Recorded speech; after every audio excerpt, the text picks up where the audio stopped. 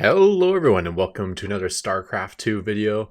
For this one we are continuing with the bot AI Gauntlet tournament as we approach the top 8 and transition into the ProBots official showcase. Let's take a look where we left off here. So last we left off, Mad AI was on a bit of a streak.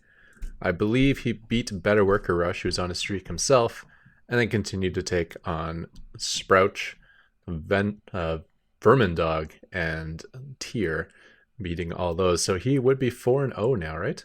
And taking on Spud. Again, a Terran I usually see come out on the losing end in tournaments, but always putting up a good fight. So he's good enough to make the tournaments, and he's good enough to look good against all the top bots. So this will be an interesting challenge for Mad AI, because I feel like Mad AI is around that same level as well. So let's see if we have any information on Spud here. Nothing there, just a Python bot by Spud himself, or maybe it's Spude, I'm not quite sure. But I'll just call him Spud. Yeah, so let's go ahead and I will load up that replay.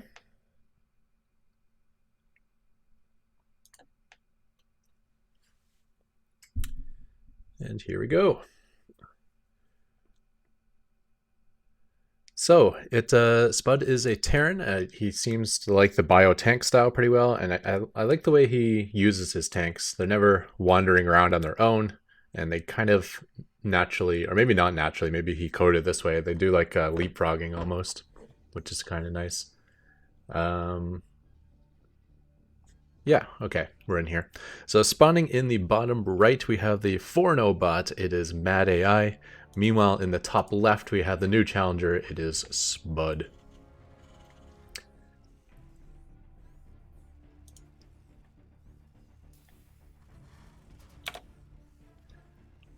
Okay, so updated my interface now. I realized my webcam was blocking half the interface last time, so we got that fixed up.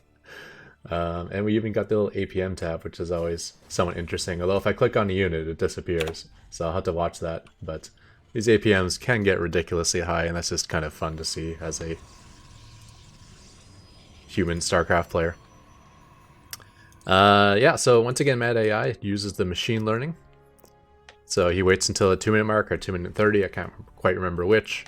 And based on what he scouts, he uses 3 sets of criteria, or 3 methods of deciding which is the best build, and then kind of averages the answer to that. And he's actually not going to get a ton of information here. He loses that worker quite early. He'll still probably wait till the 2-minute mark before he makes a choice, but I guess he got enough information, right? He got he saw everything. He saw command center, depot, barracks, and gas. The one thing he doesn't know is whether his opponent's going to expand or not early, or whether he's going to take a second gas. That's information he could have gotten before the first Reaper pops out, but he won't have that information now.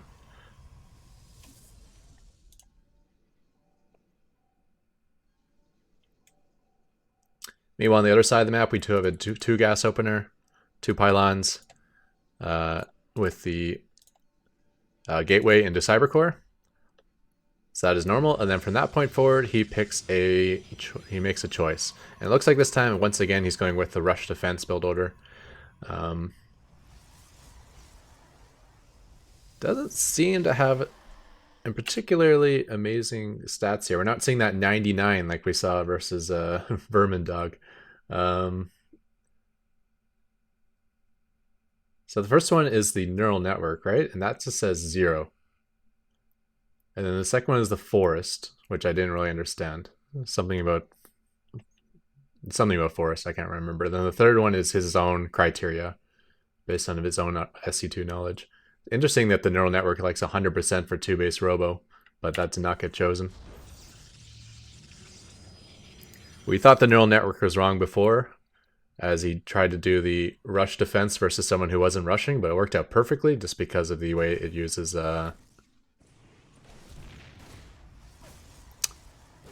DTs as a counter attack, and the DTs was enough to be more than what that bot could handle. So on this map, the cannons at the front wall is going to be really nice, as it also blocks the only Reaper jump in position, which I think it's a Reaper can jump in from like here over to there.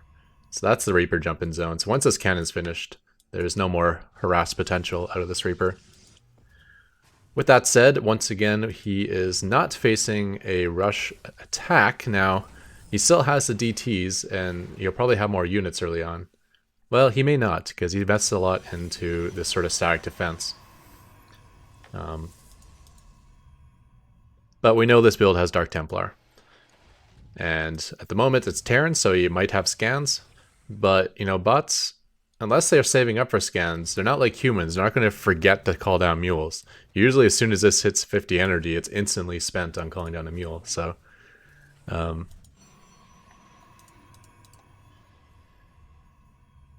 no safety scans are typically used. For my own bot, I actually call down mules immediately, but as soon as I see a cloaked unit or something I need to be able to scan, or something my bot is capable of scanning, because I haven't like used scan for burrow and stuff, then I'll start muling at like 75 energy, right? So,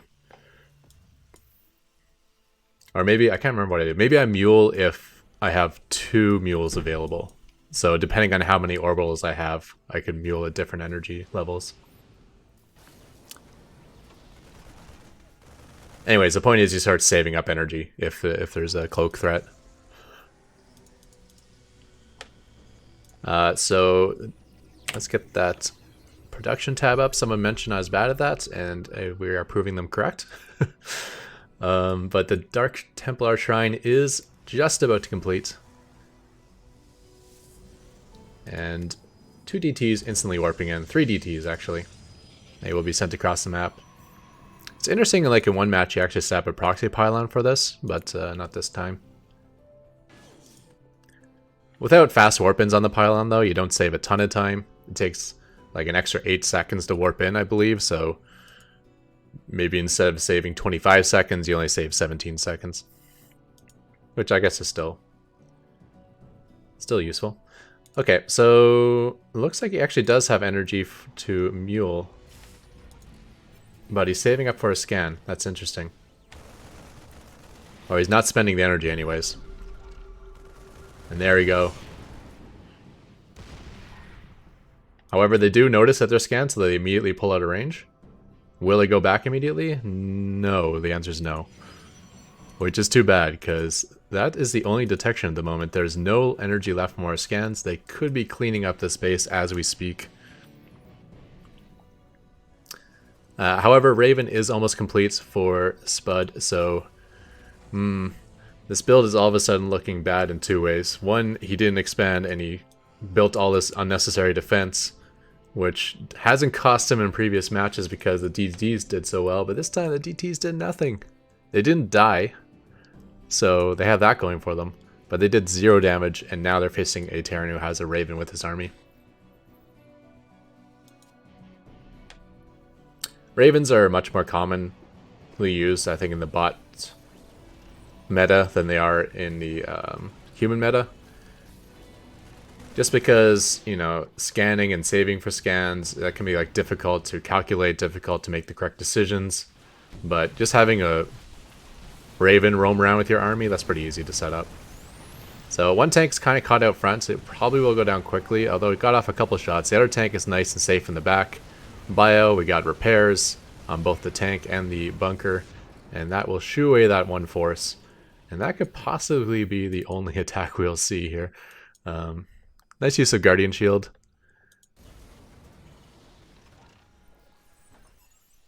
But traded his only army for a tank. I guess he's going to stay on the offense. Kind of a smart build. I like this idea. You know, get a nice solid defense, have the DTs for the counterattack. If it turns out that you don't need the defense, kind of turn it into a 1 base pressure because you're too far behind to catch up economically. So the ingredients all make sense. Unfortunately, what he's facing is just going to get absolutely decimated. But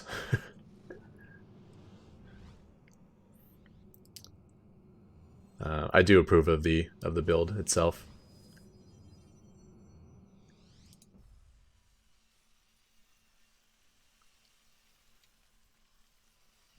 Yeah, so I think the DT portion kind of screws up the machine learning because it may decide that, hey, this build is good, but it's not correct, even though it's not correct to try to defend a rush defense because there is no rush coming. It's only good because of the DTs. And then once the bot learns it that way, it can make incorrect decisions from then on. However, with that said, the machine learning aspect did say 0.00. So it was the mad AI author factor, the madman factor, and the whatever the forest thing is that made the choice to go this build. We can't blame it on the AI. The AI really wanted to do a 2-base robotics attack. So like a 2-base immortal all in. Yeah, that could have worked. I mean, immortal's nice versus bunkers and tanks, and he seemed to have a heavy reliance on those two things. It would have been a much closer match, we'll put it that way. It would have been tough to say.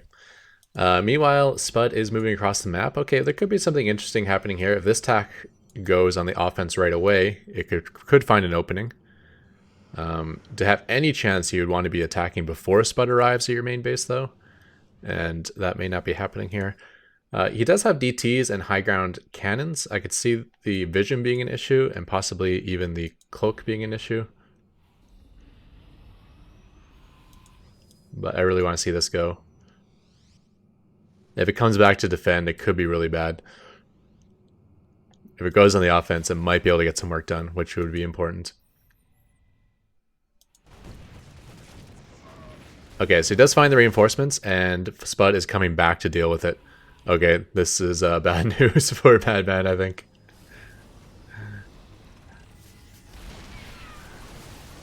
Yeah, nice stim. Kiting back versus the Zealots. Beautiful.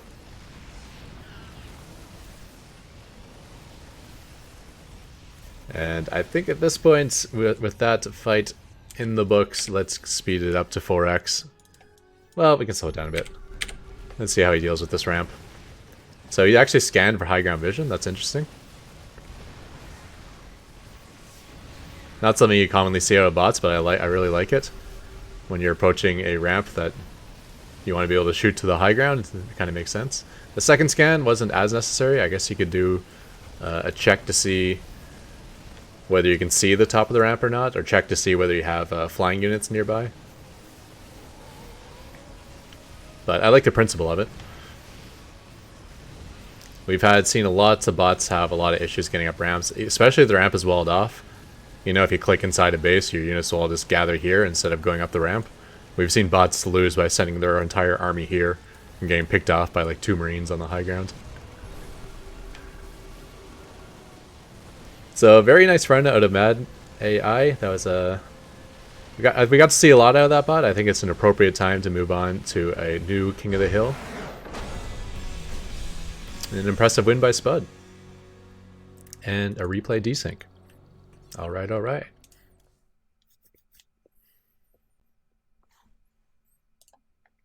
Okay, so with that game complete, Spud is now going to be facing yet another tier. So we faced the random tier, we faced the Zerg tier. Now we got to the Terran version. So you get a little TVT action. Once again, tier is written with C#. And in terms of veteran bots, it doesn't really get more veteran than tier. He's the original. If you look YouTube like really old like SC2 AI games, you'll see all these names that don't exist anymore, but you will see tier in those games. So also, I'm pretty sure all these bots like down in the 40s would be able to win any of those tournaments from back in the day. It was a much different level of SC2 AI at that time. They had trouble even like finishing a game if moving the opponent's spawn location wasn't good enough. Right, so let's load up the next replay.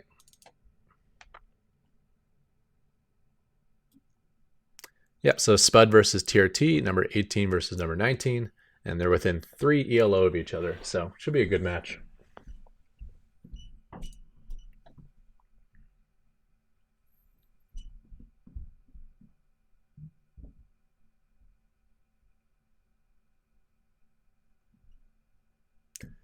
All right, and we are loading up Everdream.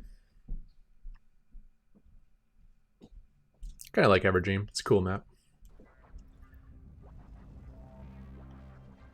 And spawning in the top right, we have the Red Terran, the returning champ. It is a Spud. Meanwhile, in the bottom left, we have the Blue Terran, the challenger. It is yet another tier. It is tier T. T stands for tier. No, wait, that's not right. All right, let's get that production tab up early.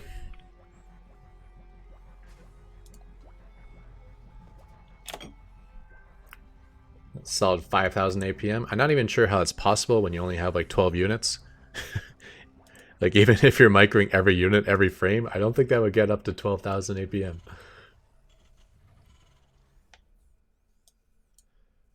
So very early scout out of his tier. He's going to see a barracks and a gas. You know, on his side of the map, taking early second gas. That's interesting. That could be for some really fast tech play.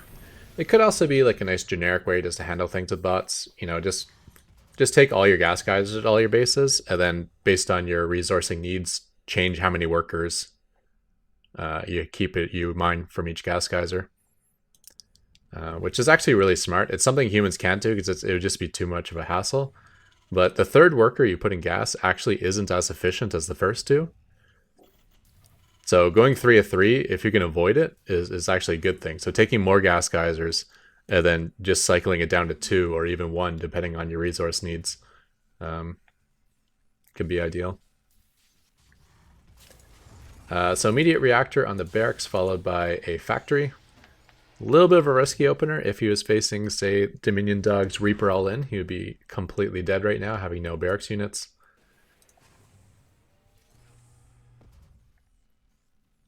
Barracks is complete and still nothing on the production. Okay, there we go. Marines are starting to begin. Meanwhile, on the other side of the map, we do have a Marine. A Reaper is already crossing the map, and a pretty early expansion. So, economic lead for Spud, but we do know that tier is opening double gas and immediately going 1-1-1. So, yeah, being ahead economically may not be what you want if you're facing a build that's going to come kill you, which I'm guessing this is what this is going to plan to be. You know, just pump out some Marines, you add in siege tanks.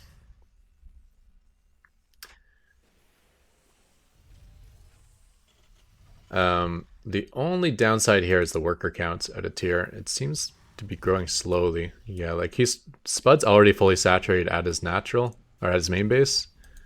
And tier is struggling to get up that mineral income. So the Marines are coming out very, very piecemeal. Building a reactor, but never actually making use of it yet, as he's never built 2 Marines at once. Second starport. Okay. Well, the key is that he has 6 in gas. Because whatever he's doing is going to cost a ton of gas. Reaper has the ride. Looks like it's just here to scout. And we'll take off, juking those Marines. I don't think there was any pathfinding on that Reaper. I think he just said go here and then leave. And that was good enough to dodge the Marines. And do it so just before the tank pops. So perfect timing to get all the information he needs. Meanwhile, the production is getting decent now for Spud. We do know Spud likes his tanks, and that'll be a good way to defend if you can get them out in time. Combat shield is on the way. That's nice. Marines and a Viking. For humans, I know Viking is really important, as it having air superiority allows you to grant more vision to your army versus your opponent, which means you can grant full vision to your tanks, where your opponent's tanks can't see as far as they can shoot. So you can win those tank versus tank battles. Building all these depots in the mineral line, I mean, once you lower them, then it's nice. It's really space efficient, but while you're building them, they're just kind of messing up your mineral income. If you're really tight for space, I mean, this is actually a nice, efficient way to gain resources. Anytime you haven't taken a gas geyser yet, it's nice to put a depot right in front of it because it's not blocking the mining yet. And, you know, it's obviously a place you can only build a depot.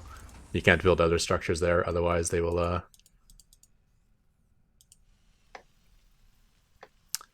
interrupt your gas mining when you do take the gas geyser. So it does look like tier has gotten up to 16 workers on minerals. Might be a good idea to build 17 if you want full saturation, because you usually have at least one SCV building supply depots. But it took a long time to get there. But that does mean you should be able to build 2 Marines at a time from this point forward. Banshee's on the way. So that Viking is actually going to be extremely important. And he's up to 2 of them. That's good news. So I think if things play out correctly, the tank should be able to take out this bunker, and then the Vikings should be able to take out the Banshees, which is going to leave like tank and sparse bio versus other tanks and sparse bio. So this could probably be a micro battle, I would think. The Banshees do get distracted, so the Vikings are not going to be used, and the Vikings are actually landing to assist with the ground attack. Ooh, I don't know. They do bonus to mechanical, so they're actually cutting through the tanks quite quickly. And that's it for the attack out of Tyr. Now Tyr is expanding behind this. He did keep his Banshees alive, and they have cloak, so that could be very relevant.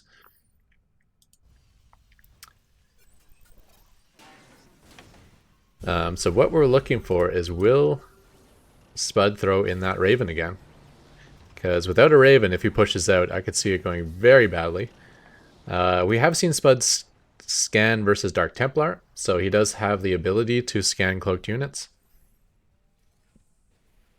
How specific that was to Dark Templar, I'm not sure, like whether it would function the same for Cloak Banshee or not.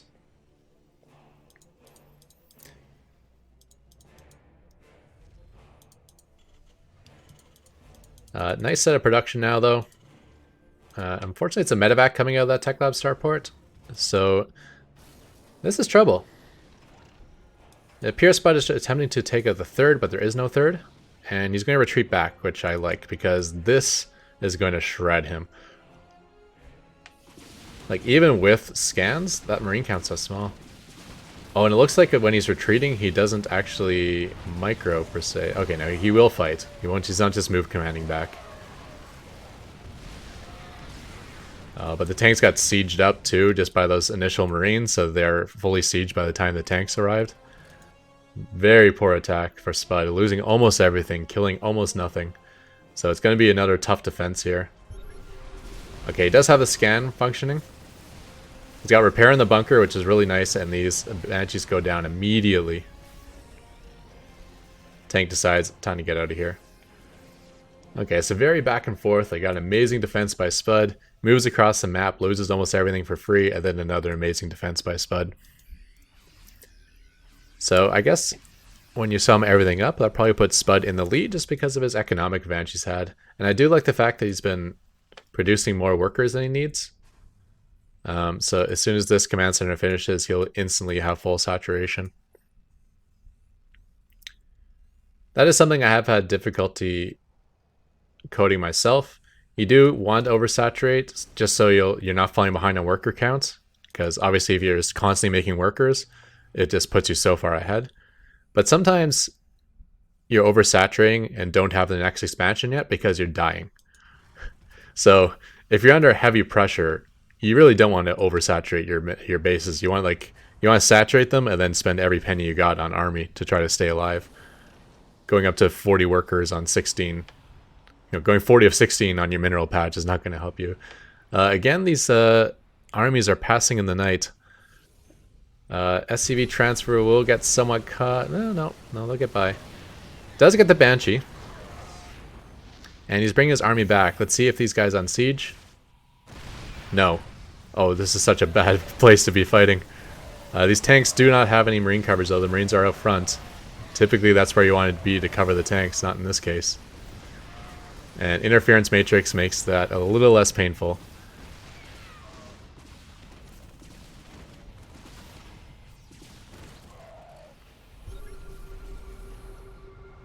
You will be able to exit that scan without taking any damage.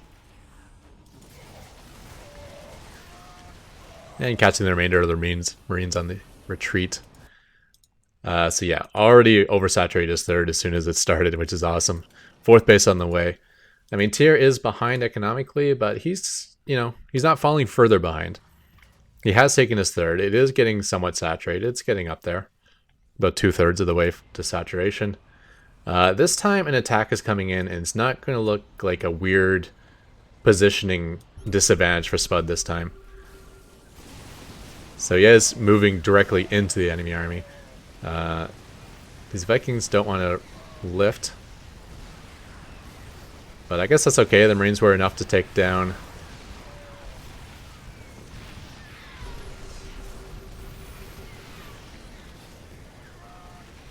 The Marines are enough to take down the Banshees, so the Vikings are, you know, they can assist how they can on the ground. Vikings actually do an insanely high amount of damage to mechanical stuff, so these SCVs will drop like flies, and, you know, they're good at killing off tanks. I think they do 80% bonus damage versus mechanical. They're still slow and clunky and low hit points for a ground unit, so obviously you don't want to be using Vikings on the ground. But in certain situations, they're good, right? I mean, considering they're meant for anti-air, they can do impressive damage for something that shooting ground units for something that's not meant for ground. With those two tanks going down, I think that's going to be the end here, though. The natural base is down. Siege tanks are setting up in layers. Looks like this guy's actually blocking the ramp. Marines can still fit in.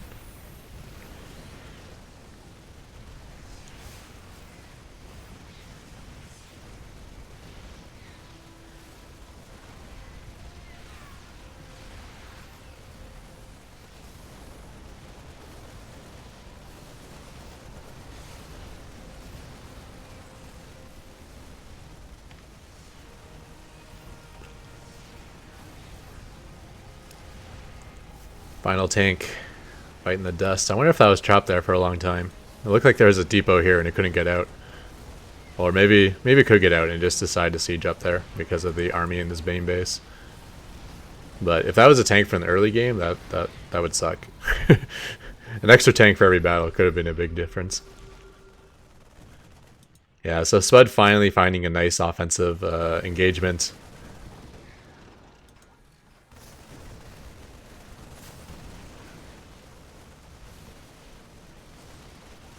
And yeah, I mean, again, I said Spud always looks good. I feel like, I don't know why, but he never performs well in tournaments. I guess it's tough, right? Because you're to be the bottom bot in a tournament, which means you're probably going to get crushed. It still means you're better than like 80% of the bots out there on the ladder. So when you only see bots in tournaments, you think, oh, that guy's not very good. But he is.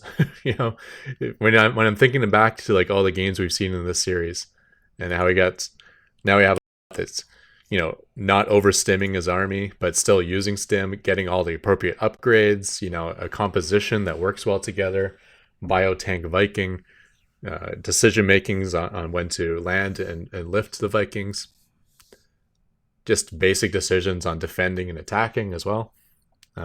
Seems like a very advanced bot. So impressive win by Spud. That puts him at 2-0, defeating that powerful looking Mad AI as well as Tier T, who looked not half bad himself. And next he'll be going up against Anibot. So Anibot is a really interesting Terran bot. He's like a really solid Terran player, and then he also mixes in some like really unique creative stuff. Did some cool things like creating like if you look at the mini map, made like a whole concave of like widow mines like surrounding the opponent's spawn area, or he uses nukes, which I think is probably the only bot who tries that out. Yeah, so we see some cool things out of Anibot sometimes, and on top of that, he's got everything pretty solid in there. Very active bot author. So we'll see if there is a bio here. I'm now Sharpie official no intelligence. Thank you. Shortly, insanity. Friends call me Annie. And he's a one-man project to learn programming basics. Yeah, so he is like new to programming as well. So it just makes this all the more impressive what he's done with this bot. Now Annie can use all the units available for Terran. And this doesn't seem like much, but this is a statement that a lot of bots cannot say. You know, each unit is like unique. Well, most units have like unique features, and if you don't use those features correctly, they just don't look good, and you can't really use them in your army. And then, using units also means you got to be able to create the correct production on the other side of the map. So anything you have hard coded for one specific build really prevents you from using all available units. But that said, there are many units that you can just apply basic kiting micro to, like a Marauder and a Stalker would probably be similar. Although for Stalker, you probably want to add in the ability to blink. Really makes for like interesting modeling in the programming side of it. Machine learning is used in its simplest form. Oh, that's cool. Bot use the same strategy again if achieved victory in previous game against same bots. Okay, so he probably has like a list of strategies, and he keeps using the same strategy against a bot until it loses, so then you'll switch to the next one and keep using that against that same bot until it loses, and then switch to the next one. Hopefully this can be extended further and more complex in the future. At this moment, 15 different strategies are used. Annie has only a few options to change its behavior during game. Annie does use scouting information now from first SCV scout. Okay. Interesting. I wonder what he scouts for and what changes he'll make based on what he scouts. And he uses SC2 bot chat add-on to catch enemy chat messages. Yeah, this is actually something written by Annie. Just like a little simple thing, but it allows you to easily send out chat messages or responses to what other people say. So you can actually have little conversations, which makes for funny viewing in the tournaments. Annie has been in Probots a few times when qualification was not needed. Probots season 2020 season 2 qualified. Probots 2020 season 3 top 8. Yeah, so these are the 2 seasons where you had to qualify. You had to make the top 16. Prior to that, if you wanted your bot in, you could probably get in because the scene was a little bit smaller back then. It's good to see at least one Starcraft2 scene that is growing and not shrinking. I want to thank all the great people at Starcraft2 AI and AI Arena Discords for making this one-man dream come true. Oh, what a nice bio. All right, so with that, let's hop into the game.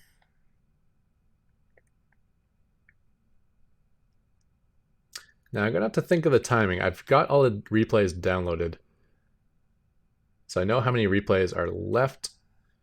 1, 2, 3. I guess that's not a spoiler if I say 1, 2, 3, 4, 5, 6. And I want to do this video and one more, so that's going to be a lot for 2 videos. Maybe I'll have to break it into 3. But the plan is to have the last one in this series lead into the official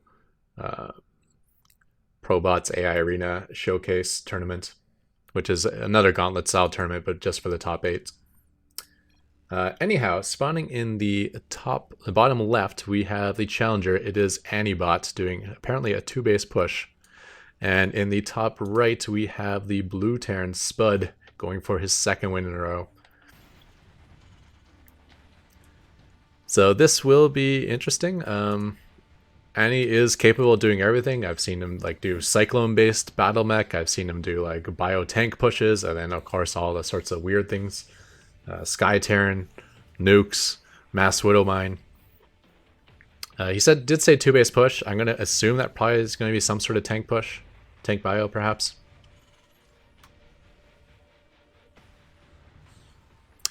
I've seen him go full mech as well.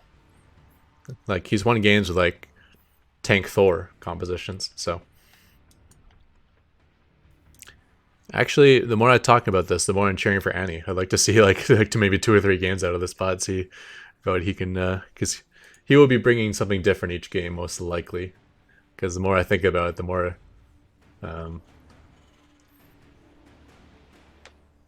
variety I can envision with this bot. Some bots do the same thing every time. Some bots have like one build per matchup. Other bots have many strategies, but maybe have ones they prefer. And then Annie seems to be more about whatever works versus the opponent, which could mean completely different builds for completely different opponents. So let's get that production tab up again. Early Reaper out of Spud, so I assume we're going to see a very similar build we saw versus TRT, so because we have a similar TVT match. So Reaper Scouts into a fast expand. Now, will he get it? Okay. So he lifted the wall because the SCV arrived, which also trapped his own SCV inside his own base. I wondered if that would prevent him from building the command center. But it looks like whenever the command center was cancelled, he would immediately queue it up again.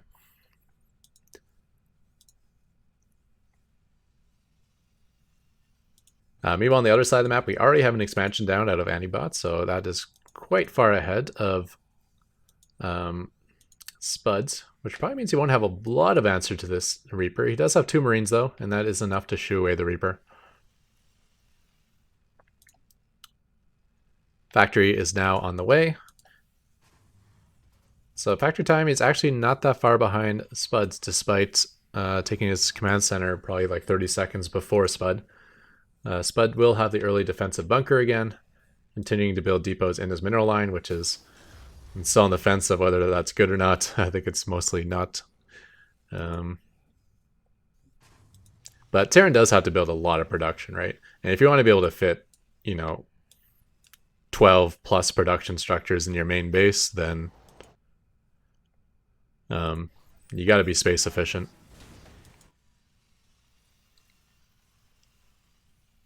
And handling like terrain-based things are very difficult for bots as well.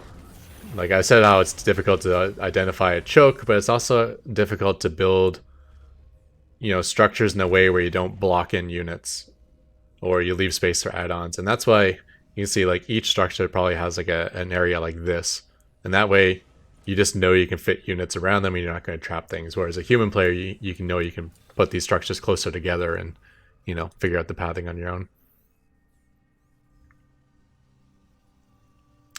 Looks like Spud does it in a similar way, but maybe it's just in strips. So vertically he doesn't leave space, but there's no horizontal gaps between the structures, but there's probably vertical gaps between them. I'm not sure how it gets set up. It could also just could be hard-coded positions.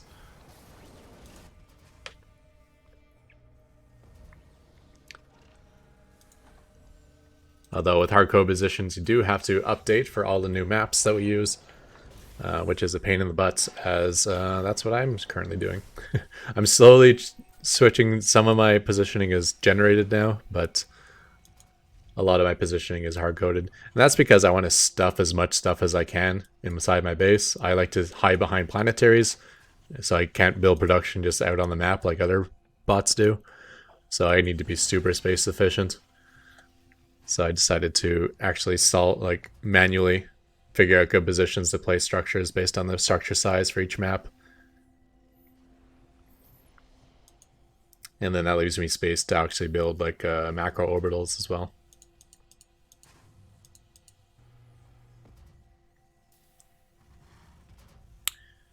So very similar builds, it looks like. Both of them getting the bunkers, the bio tank. Starport is just on the way now for Annie, so he will have a lower air count, which you guys see, which is usually a factor in these TVT battles, although we do know that Spud is kind of partial to landing his Vikings, which could work against him. So if he faces like enemy Vikings and enemy Marines, he might choose to lower his Vikings to shoot the Marines, which would give Antibot the air superiority with his Vikings. Let's see how this turns out. One Cyclone out of Antibot and another on the way, so this is going to have some Cyclones involved as well. Cyclones is one of those units that's way, way more powerful in the bot meta than the human meta. Just because in the human meta, like you really can't handle more than, say, 3 Cyclones perfectly.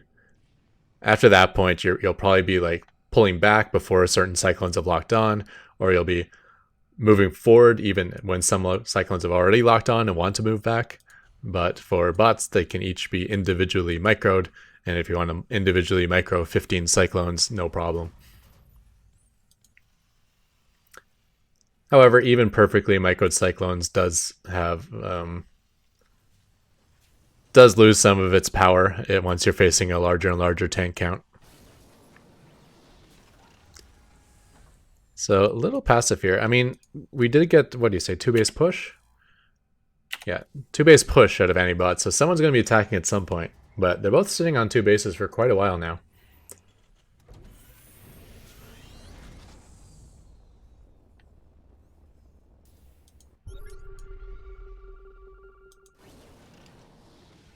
Alright, so here is that push that... No, this is Spud. So that is not... Oh, wow, they're going at the same time. And I think they're going to be taking different paths. So Spud got screwed up by this versus Tyr in a couple fights where they kind of miss each other. Okay, this SCV will spot the army though. Let's see if it diverts Spud. It does. Spud is coming over. Both sides sieging up. Spud's positioning is far less good than Antibot's there. However, ooh man, it depends if you can get that tank down. He might lose all of his bio trying to get this tank. No, he got it down. Yeah, just a much more natural concave for Antibot to start that fight. But the numbers were just in the advantage of Spud. I think he also got his tank sieged up first. But now that the army supply is much lower, these Cyclones are getting a lot of work done. Just kind of picking away at range. Although they don't want to get in range of that siege tank. Yeah, picking off the last Marine, taking down a medevac. But they're not going to be able to move into sieged up tanks.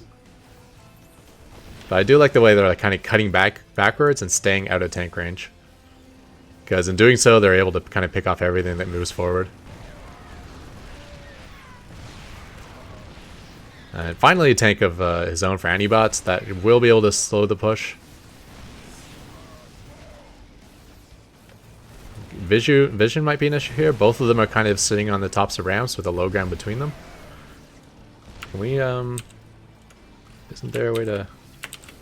Nope. Is it this? There we go. I knew there was a way to zoom out. Can we even go further? Ooh, there we go.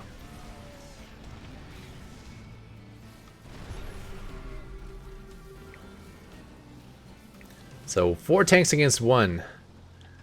The Cyclones are getting repaired and coming back into this fight. This is such a weird position though. Nice interference matrix out of Spud, and Antibot does not recognize the fact that he can't attack.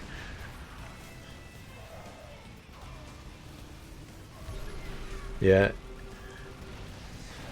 So I assume most people have like a method for like, is your weapon off cooldown? And I would suggest adding to that and also a check to see if you're in a stasis trap or affected by interference matrix. Because it's important, it doesn't matter if your weapon's off cooldown if you're actually locked and unable to attack. So this is a position I don't know if any bot's going to be able to break. A 4th siege tank has moved in. Tanks are unsieging and sieging up again. Yeah, the vision is still going to be an issue for Spud. He does like to scan the high ground, so he's got that working for him. This tank was actually in range to shoot this one. It's too bad he unsieged.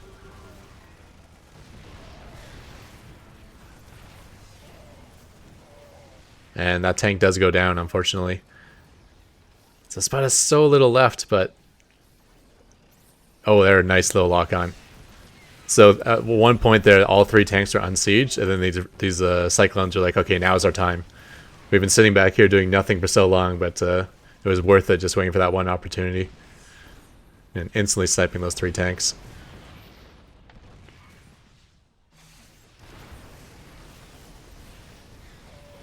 So let us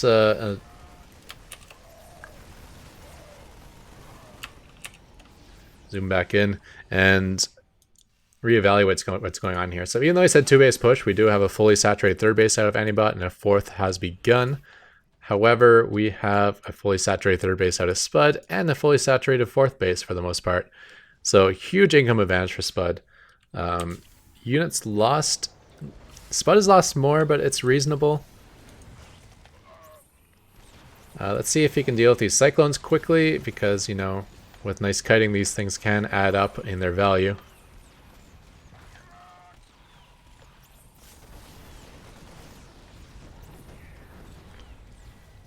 So he's getting a lot of free kills, but most of them are Marines, so not the end of the world. Nice size push coming in here, though. Medevacs and Bio are more or less in range. Ooh, nice. Boom. Okay. And that's the last siege tank go. Spud going down. Okay, this could be a lot of trouble. Cyclones are still doing work over on the left. Spud is unable to get to that position. He's getting cut off by the siege tank force now of Antibot, which seems doomed for his 12 o'clock base. I think those SCVs will just slowly disappear to cyclone lock-ons.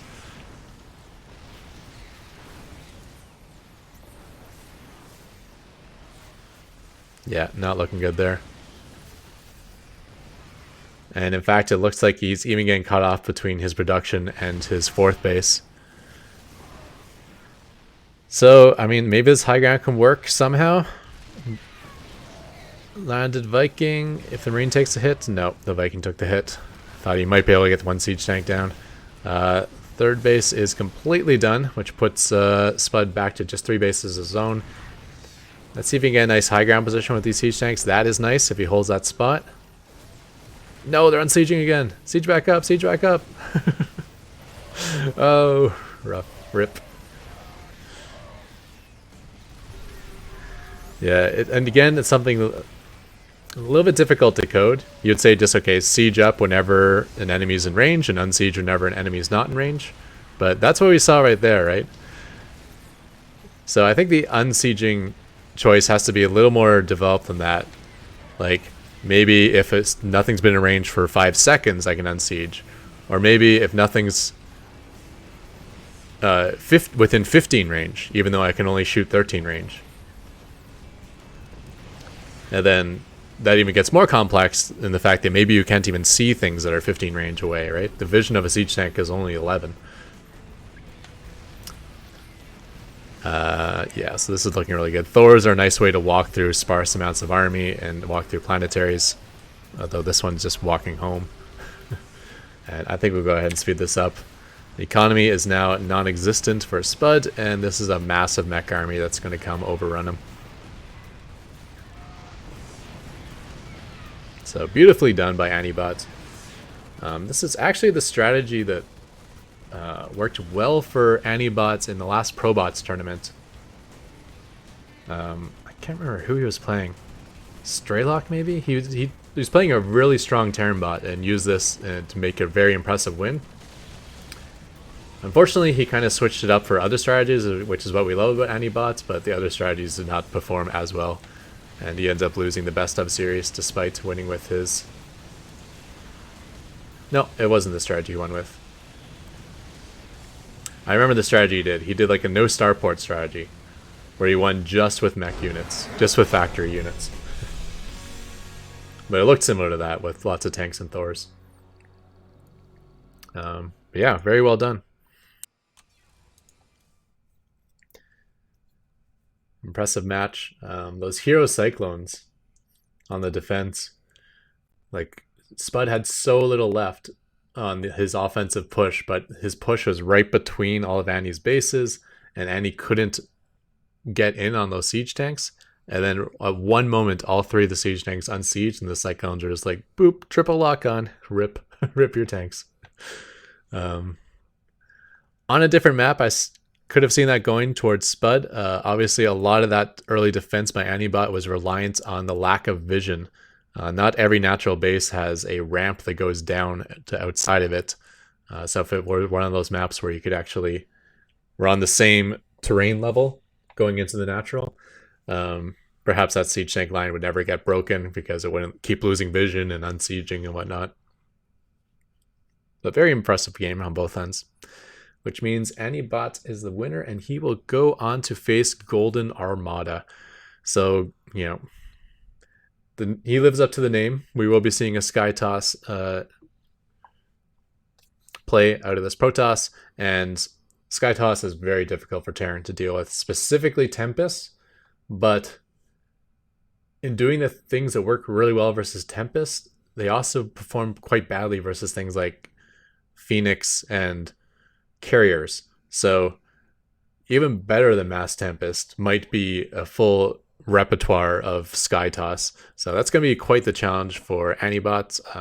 However, most Terran bots like to take out air with Vikings. Anibot might be one who tries it with Thors. Thors do have that nice long 12 range versus air units. Tempests are only 10 range versus ground. So perhaps he could do it with Thors. I'm not quite sure. Yeah, I don't know.